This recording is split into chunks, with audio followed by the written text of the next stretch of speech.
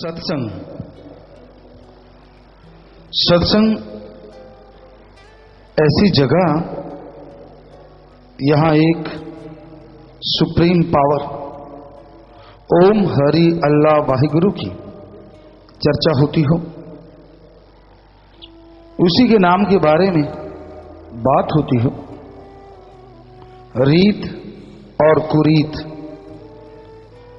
समझाई जाए, आत्मा को परमात्मा से मिलाया जाए, जीते जी गम दुख दर्द चिंता परेशानी बीमारियां और मरणोपरंत आवागमन का चक्कर मुकाया जाए, इसी का नाम सच्चा सत्संग होता है। संतों के पास कोई जादू टोना नहीं होता, हम कोई जादूगर नहीं, ना कोई भगवान। वो ओम हरि अल्लाह वाहिगुरु राम गॉड खुदा रब सबके अंदर बैठा है। अगर आपको हम में नजर आ रहा है तो हमें आप सब में नजर आ रहा है। वो कण कण में है, जर्रे जर्रे में है, कोई जगह उससे खाली नहीं। भगवान को इस बात से लेना देना नहीं है आप कर्म अच्छे कर रहे हो या बुरे कर रहे हो, वो तो अंदर था, अंदर है और अंदर रहेगा। कई बार आदमी सोचते हैं यार इसके अंदर भी है क्या, तो ज्यादा गिरे होते हैं। भगवान तो सबके अंदर है, कोई कैसे भी कर्म करता है। ये अलग बात है कि मालिक का अपना हुक्म है, वो सबके अंदर होते हुए भी जाहिर नहीं होता और सबके अंदर होते हुए भी ना अच्छे ना बुरे कर्म के लिए किसी को ज्यादा प्रेरित करता है। हां, उसके भेजे संत पीर पैगंबर अवतार जो इस दुनिया में आते हैं वो भगवान के लिए, अल्लाह गौर खुदा रब के लिए प्रेरित करते हैं ताकि आत्मविश्वास बढ़े। आप रिसर्च करके देख लो, आजकल तो नेट का युग है, साइंस काफी तरक्की कर चुकी है। आप सर्च करो क्या ऐसी कोई मेडिसिन है जिसको लेने से आत्मबल बढ़ जाए, विल पावर हाई स्टेज पे पहुंच जाए। करिए research, allopathy, homeopathy, Ayurveda, naturopathy, जितनी और भी पद्धतियां हैं, आप सर्च मारिए, देखिए क्या ऐसी कोई वाकई दवाई है जिसको लेने से आत्मबल बढ़ता हो, विल पावर हाई स्केल पे पहुंच जाए। जी नहीं। नासा साइंस केंद्र के पास भी एक ही जवाब है, अर्ली मॉर्निंग बिटवीन 2 to 5 में उठो और उसमें मेथड ऑफ मेडिटेशन करो, ध्यान की विधि में जाओ। आप घंटा 2 घंटे बैठेंगे तो आपका विल पावर आत्मबल चरम सीमा पे पहुंचना शुरू होगा। कहने लगे ध्यान किस पे जमाएं? कहते कोई शब्द ले लो जैसे गॉड। तो हमारे वेदों में क्या लिखा है, शास्त्रों में क्या लिखा है कि आप सुबह सवेरे 2 से 5 के बीच में जागो, और इस टाइम को कहते हैं ब्रह्म मुहूर्त।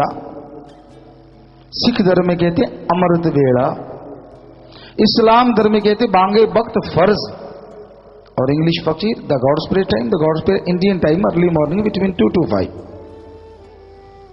ये समय में जागो, घंटा 2 घंटे मालिक की याद में बैठो। अगर बाकी आप आत्मविश्वास में बुलंदी हासिल करना चाहते हैं तो इतना समय आप बैठो और मालिक की भक्ति करो, तो आपका आत्मबल बाहर से नहीं आपके अंदर से जागेगा।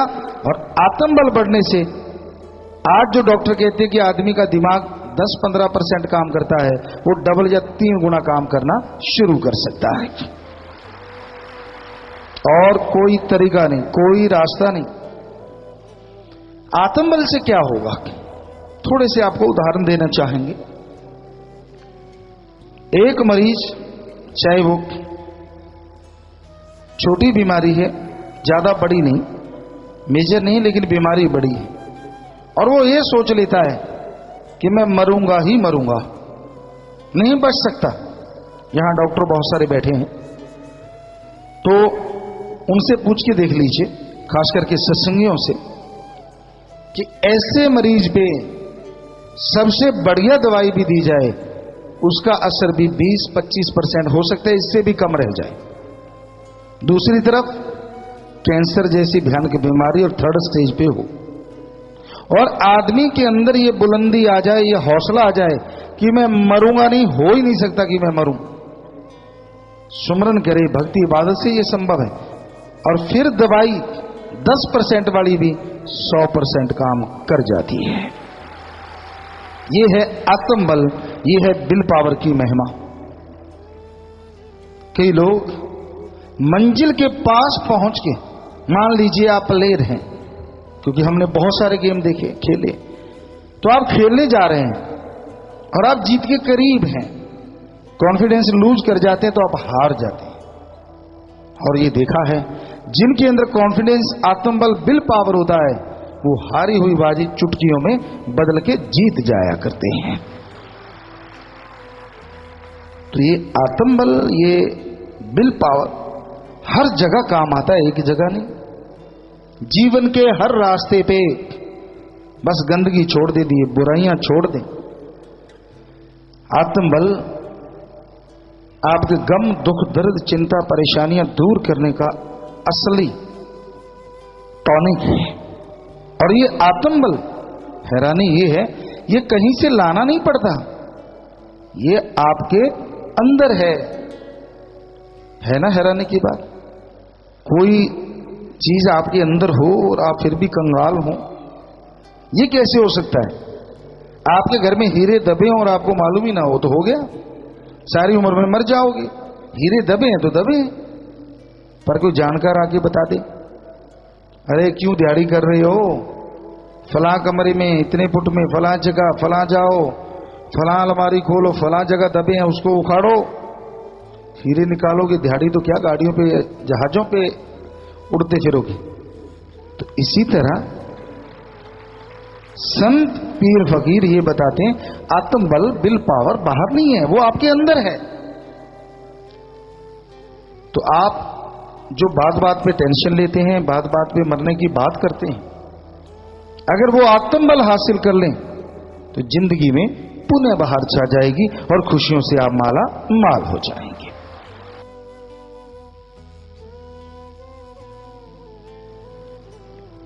संतों को कैसे पता होता है कि आत्मबल आपके अंदर है? इसका भी उसी उदाहरण से तालमेल जोड़ है। जैसे आपके घर में हीरे दबे हैं, कैसे दबे कि पुराने बुजुर्ग, आपके दादा, बाप, कोई भी जिसके पास वो हीरे थे, उसने कहीं दबा दिए, पर उसका एक जिगरी दोस्त, सिर्फ उसको मालूम था हीरे कहां दबाए हैं, या वो सोना, चांदी, रुपए, पैसे कहां दबाए हैं, और किसी को मालूम नहीं। तो वो आपके पिताजी गुजर गए, उन्होंने सोचा कि जाते टाइम बताऊंगा, लेकिन जुबान बंद हो गई, दिमाग काम छोड़ गया, अचानक मौत हो गई या हार्ट अटैक हो गया, नहीं बता पाए। आप मजदूरी करते रहे। अचानक एक दिन वो दोस्त आपके पिता का आपके घर आता है, वो हैरान हो जाता है, आप मजदूरी कर रहे हो? कहते जी और कौन सा पिताजी यहां धन दौलत छोड़ के गए? अरे अरे, उनके पास तो बहुत हीरे जवाहरात थे। सारे बच्चे 2-4 जो भी हैं वो हंसने लगते हैं, हीरे जवाहरात ना, सूखे रोड थे वो हम खा रहे हैं। कहता नहीं नहीं नहीं नहीं, उठाओ फाफड़े, उठाओ कुल्हाड़ी, गेंती वगैरह उठाओ, उठाओ, फला जगह चलते हैं, चलो खेत में चले गए, खोदो यहां से, वहां से, यहां से। 2-3 जगह बता दी, खोदने लगे और एक जगह से वो हीरे जवाहरात मिल गए। खोदते खोदते 2-4 दिन में तो वो माला माल हो गए। तो उसी तरह उस अल्लाह वाहिगुरु की जानकारी संत जब अभ्यास करते हैं, भगवान उनको दे देते हैं। और संत आते हैं, आपको बुलाते हैं, आपके शहर गांव में आते हैं, अरे आओ आओ आओ, आप कंगाल हुए फिरते हो, कभी टेंशन है, कभी बीमारी है, कभी चिंता है, कभी परेशानी है, कभी कोई रोग है, आपका बुरा हाल है। अरे अरे अरे, इन सब का इलाज तो आपके अंदर है, आप कंगाल हुए घूमते हो, आप माला माल हो सकते हो। कहते जी ऐसे जैसे उसके दोस्त के बात पे 2-4 बेटों ने विश्वास किया, बाकी ने नहीं किया, ऐसे ये दुनिया है। संतों की बात पे कई यकीन करते हैं, कई नहीं करते। कई कहते हैं यार जब कह रहा है तो करके देख लेते हैं, तो कई मान लेते हैं और संत कहते हैं ये लो राम नाम की फावड़ा कुल्हाड़ी गेंती ले लो, जैसे वो हाथों से चलती है, जीवा से चलती है, चलाओ चलाओ चलाओ चलाओ, आपके यहां से वहां से कहां से जरूर मिलेगा आपको भंडार। तो जाप करते हैं, अभ्यास करते हैं, सत वचन मान के मेहनत करते हैं, तो 100% उनको वो आत्मविश्वास ही नहीं मिलता, बल्कि आत्मविश्वास का स्रोत वो भगवान भी मिल जाया करता है। अब जो अमल नहीं करते उसकी भी कई वजह है। आज समाज में पाखंडवाद का बहुत बोलबाला है, ठगी, बेईमानी, संत पीर फकीर की आड़ में बिजनेस, सौदा, सौ कुछ समाज में चला हुआ है, आप लोग जानते हैं। लोगों को भ्रष्ट कहना, खुद साफ सुथरे होना जरूरी है, दूसरों को भ्रष्ट फिर कहो। तो यही वजह है कि समाज किसी के पीछे लगने को तैयार नहीं है, क्योंकि खुद जो इतना कुछ करता है वो दूसरों का क्या संवारेगा। तो लोग सोचते हैं यार संत तो कोई है ही नहीं। ये आपको गारंटी देते हैं, जब से दुनिया साजी है और जब तक दुनिया है, संत था, है और रहेगा। ये गारंटेड है, गारंटेड। सच्चा संत पीर फकीर तो कोई सत्संग सुने, सच्चा संत सबके लिए दुआ करता है, बद्दुआ नहीं करता। उनको गालियां दे, उनको कोई बुरा बोले, संत का काम ही नहीं है ऐसा कुछ कहना। किसी से कोई पैसा नहीं, वो बताता है कि दीन दुखियों की मदद करो, और कोई उस रास्ते पे चल के दीन दुखियों की मदद करता है, बीमारों का इलाज करवाओ, भूखों को खाना खिलाओ, प्यासों को पानी पिलाओ, कोई भी ऐसा काम जो समाज भलाई का है, उस पे तन मन धन से इंसान जोर लगाता है, ये भी गारंटी है उसके बदले में वो माला माल जरूर होगा। पर कोई वचन माने तो, जब तक वचन नहीं मानते मालिक की कृपा पात्र नहीं बना जा सकता। तो वचन तो मानना पड़ेगा, और कोई टॉनिक नहीं है जो घोल के पानी में आपको चढ़ा दे। मन मर्जी ना चलो, कहीं तो मन को बरजो।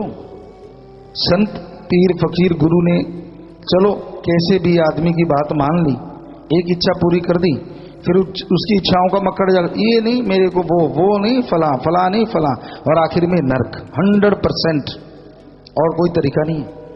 कहीं तो मानो, कहीं तो मन से लड़ो, कहीं तो रोको मन जालिम को कि भाई कहीं तो संतों की बात मान ले, बहुत मनमता चल रही है।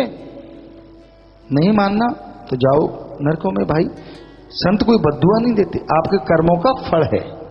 संत ये भी गुस्से नहीं होते कि मेरी बात क्यों नहीं मानता। संतों की कोई बात होती ही नहीं, वो तो वो बात कहते हैं जो भगवान जी इशारा करते हैं। जैसी में आवा खसम की बाणी, तैसड़ा करी ज्ञान भी ला लो। संतों का तो कोई लेना देना ही नहीं होता, हम तो खाकसार चौकीदार सेवादार हैं भाई, फकीर हैं आपके, कोई ऐसा नहीं है। हमारा फर्ज है जैसा मालिक बुलवाएगा 100%। अभी तक बिजी थे, कुछ चिट्ठियां पढ़ रहे थे, ये कर लिया वो कर लिया, और कोई सोचा नहीं वहां जाके क्या बोलना है। ये आपकी भावनाएं इधर आ रही हैं, इधर से उधर जा रही हैं, राम जाने क्या करवाता है। तो कहीं आदमी को बाज आना चाहिए, ज्यादा मन के हथों मजबूर होके नरक यहां वहां दोनों जहां में नसीब में मिलती है, और फिर रोने का वक्त भी नहीं मिलता। इसलिए इतना अहंकार भी अच्छा नहीं, इतना घमंड भी अच्छा नहीं कि आदमी उस अहंकार में सारा कुछ ही गवा बैठे। अहंकार ना करो। किस बात का अहंकार? साइंस आज बहुत तरक्की पे, पर रावण जितनी तरक्की अभी तक नहीं हुई है। कहीं आप सोचो चरम सीमा पे, ऐसी तरक्कियां बहुत बार हो चुकी हैं समाज में, इस दुनिया में, इस धरती पे। रावण सफल क्लोन ज्ञाता था, उसके 3 या 5 ही बेटे थे, बाकी सारे तो क्लोन थे। 1 लाख बच्चे बनाए थे उसने क्लोन, और सफल इतना था कि उन क्लोनों के आगे 1.25 लाख बच्चे थे। इतना जबरदस्त था वो साइंटिस्ट।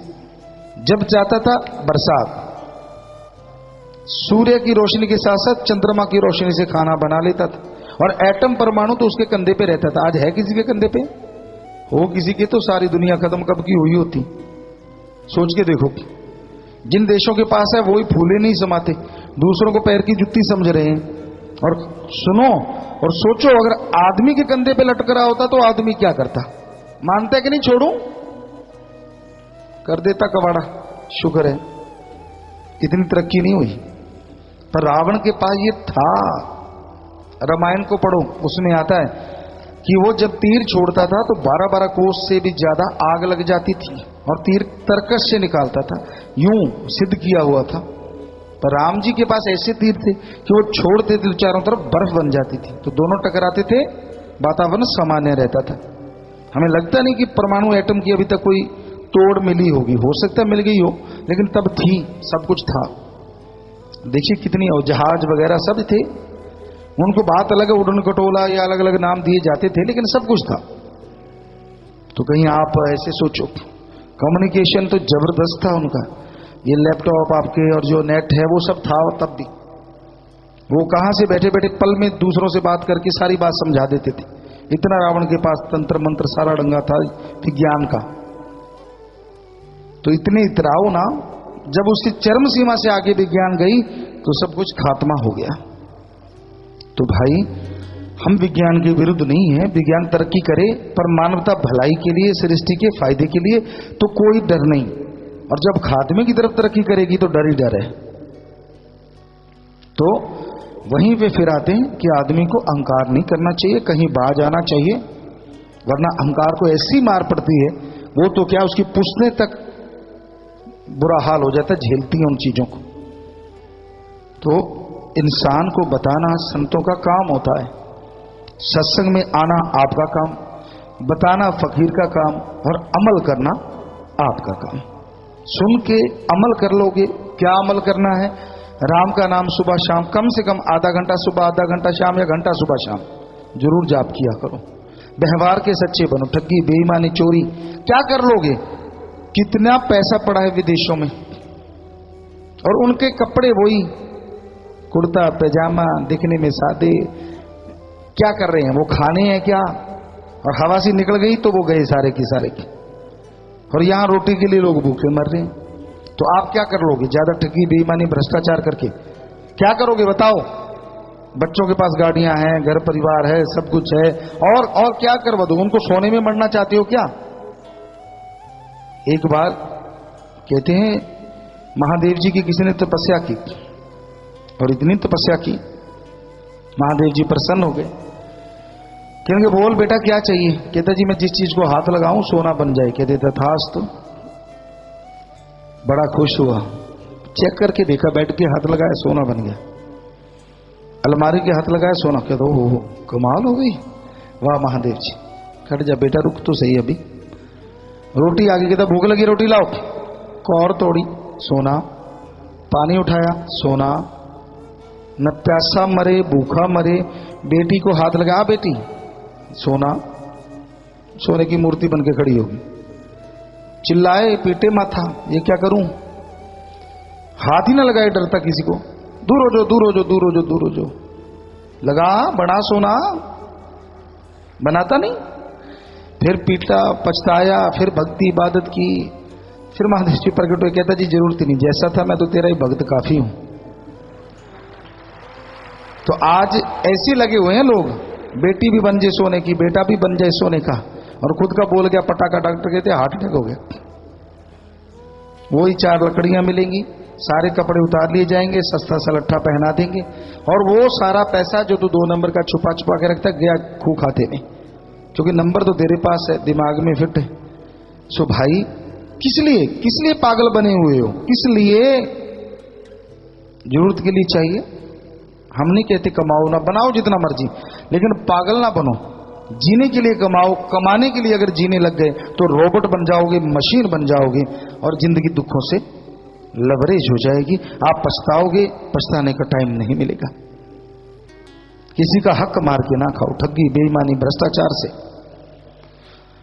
तो संत पीर फकीर तो बताते हैं मानना ना मानना आदमी की मर्जी है। आखिर भूख ये कहां मिटेगी जाके? और कमा लूं, और कमा लूं, और कमा लूं, इधर लगा दूं, उधर लगा दूं, यहां फंसा दूं, वहां फंसा दूं, और एक दिन खुद फंस के बैठ जाता, कहते ले निकालो मुझे। तो भाई बुरे कर्म कोई भी है वो आपको फंसाएंगे, कोई बात नहीं। एक कहावत है पंजाबी में, नचले कुदले टपले सिर तक पंजाली हेठ देने ही पैने। वो कहते ना बछड़ा होता है, पहले बैलों से खेती होती थी, आज भी कहीं कहीं बेचारे गरीब किसान करते हैं। तो वो बैल जब बछड़ा होता है तो बड़े हुंकारे मार, ये कर दूं, वो कर दूं, फला कर दूं, उछलता कूदता है, और बाद में यहां मारते नाक में नथ, और फिर हल जोत लेते हैं, चलता नहीं, और पावरफुल बैल के साथ उसको जोड़ लेते हैं, मजबूत गले में बांध देते नथ से बांध के, बेचारा इधर उधर निकलने की कोशिश करता, डंडे पड़ते, चमड़े की छांट चटाक ऐसे चलता है, फिर सीधा कुछ देर में ही हाड़ी निकल आता है। बड़ा नाक टपता था, कोई बात नहीं बेटा, कर ले जो करना है, तेरा दिल करे, लेकिन एक दिन ऐसा आने वाला है, और हो सकता है कईयों का नजदीक खड़ा हो, कि फिर नचना टपना तो क्या, हंसना कूदना तो क्या, खाना पीना भी मुश्किल हो जाता है।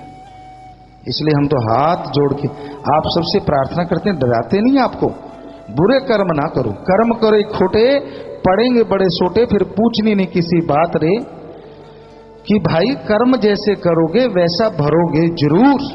इसलिए कहीं तो फकीर की मान लो, वो आपका बुरा नहीं करता, अच्छा करता है, अच्छा देखता है, बुरा तो मतलब ही नहीं है।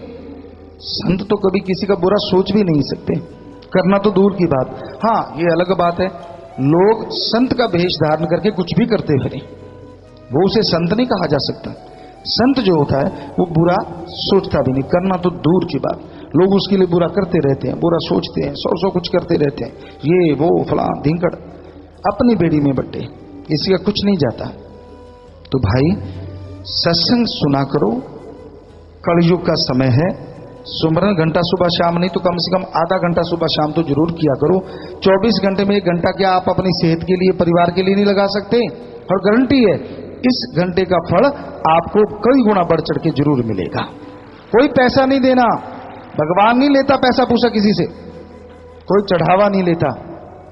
अरे कोई सोचे कि गुरुजी पता नहीं कितना पैसा इकट्ठा करते हैं, हम तो यहां नौकर बन के रहते हैं इस आश्रम का, मालिक जानी जान है सदगुरु।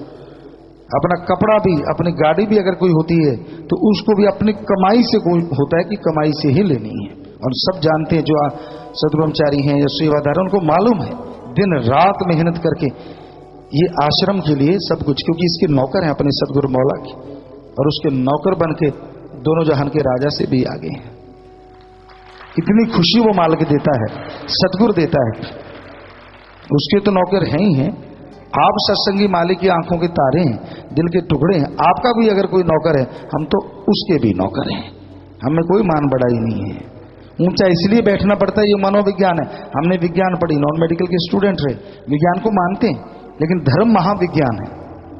ये मनोविज्ञान कहता है कि बोलने वाला अगर ना दिखे तो सुनने वाले शोर मचाते रहते जब तक वो दिखता नहीं, कैसा है, किधर है, कहां कहां, यूं यूं करते रहते, तो पीछे वाले धक्का देते हैं, ये बैठ, मुझे भी देखना है। तो इसलिए ये थोड़ा ऊंचा बैठना पड़ता है। और धर्मानुसार कहें तो धर्मों में ये लिखा है सभी में, कलयुग में सत्संग में आके जो बैठ जाएंगे उस दरमियान वो देवी देवताओं से भी बढ़ के होंगे, मालिक के प्यारे होंगे उस दरमियान। तो ऐसे मालिक के प्यारों के हमें दर्शन हो जाए ढंग से, इसलिए भी ऊंचे बैठते हैं। तो भाई, और कोई हमें मान बढ़ाई का फाना नहीं है, कोई बड़प्पन जो भी कोई गाता है या बोलता है हमारे लिए, हम 1000 गुना उससे नीचे होते हैं, सवाल ही पैदा नहीं। तो वो मालिक है सबके अंदर बैठा, क्योंकि हमने कई बार रोक रोक के देख लिया, भाई मत बोला करो बेटा, हमें नहीं पसंद। आप गुरु से खुशी चाहते हो, हमें ये चीजें नहीं पसंद है कि भगवान अल्लाह राम, हाँ आप कहते गुरु जी आप में दिख रहा है, ये ठीक है, वो तो सब में दिख रहा है, हमें आप में दिख रहा है, इसमें तो कोई दो राय नहीं। तो भाई हमें कोई मान बढ़ाई पसंद नहीं।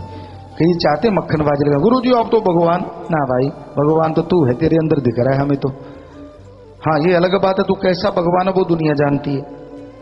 शैतान भगवान है या दयाल भगवान है वो तो सारे जानते ही हैं। जैसे तेरे कर्म है वैसा तू दिख रहा है, मतलब भगवान शैतान या दयाल नहीं होता, वो तो हमेशा दयाल है, पर तेरे को लोग कह सकते हैं कि तू कैसा है।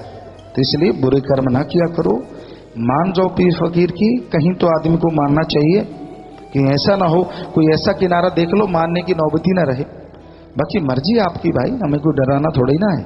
आप तो मालिक के प्यारे हैं, आप बहुत बड़े हैं, मालिक ने आपको दिमाग दिया है, खुद मुख्तियार हैं, इतने अच्छे नेक आप लोग हैं, हम थोड़ी आपको बुरा कहेंगे। ये तो अब मजबूरी है, सत्संग में बोलना पड़ता है कि समाज में जो बुराइयां हैं वो बुराइयां हैं, अच्छाइयां हैं वो अच्छाइयां हैं।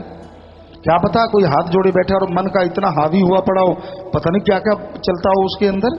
सुमन के बिना नहीं रुकेगा, सुमन तो करना ही होगा अगर मन को रोकना है। सेवा करते रहो और साथ में सुमन करो तो मन शैतान रुकेगा, वरना ये चलता रहता है, चलता रहता है टाइम की सुई की तरह।